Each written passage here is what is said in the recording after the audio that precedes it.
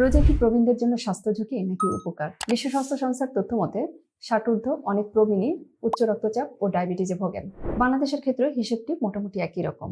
তাই সব প্রবীণ বাবা মায়ের জন্য রমজানে রোজা রাখা সম্ভবপর হয় না, কিন্তু সুস্থ ও সক্ষম প্রবীণ বাবা মা রমজানে রোজা করলে বেশ কিছু রোজার বেনিফিট পেতে পারেন।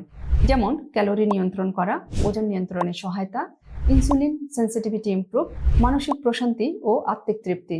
বিশেষ করে রোজা প্রবীণ বাবা মায়ের শারীরিক সক্ষমতা ও মানসিক শক্তিকে বাড়িয়ে দেয়। চলুন দেখা যাক প্রবীণ বাবা মায়ের ক্ষেত্রে রোজা রাখার গ্লোবাল প্র্যাকটিসগুলো কেমন। মধ্যপ্রাচ্য ও ইউরোপের মুসলিম কমিউনিটিগুলোতে প্রবীণ বাবা মায়েরা রোজা রাখার আগে যে কাজগুলো স্বতঃস্ফূর্তভাবে করে থাকেন: রোজার আগে ডক্টর দেখানো, প্রয়োজনীয় স্বাস্থ্য পরীক্ষা করে নেয়া, ওষুধের সময় ঠিক করে নেয়া, আর ইফতার ও সেহরিতে সুষম হালকা খাবারের উপস্থিতি। রোজা শুধু ইবাদত বা আত্মশুদ্ধি নয়, আমাদের শরীর থেকে বিভিন্ন টক্সিনগুলো রিলিজ করে আমাদের কোষগুলোকে রিপেয়ার করে থাকে। তাই বাসায় যদি প্রবীণ বাবা মা থাকে, তারা যাতে নিরাপদে রোজা রাখতে পারেন সে বিষয়টি আমরা একটু খেয়াল রাখবো। আর রোজা শুরুর আগে প্রয়োজনীয় স্বাস্থ্য পরীক্ষা এবং ডক্টর ভিজিট করিয়ে নিব, কারণ আপনার প্রবীণ বাবা মায়ের সুস্থতা মানেই আপনার স্বস্তি। সবাই ভালো থাকবেন, সুস্থ থাকবেন, নিউট্রিয়েন্ট কেয়ারের হেলথ টিপসের সাথেই থাকবেন।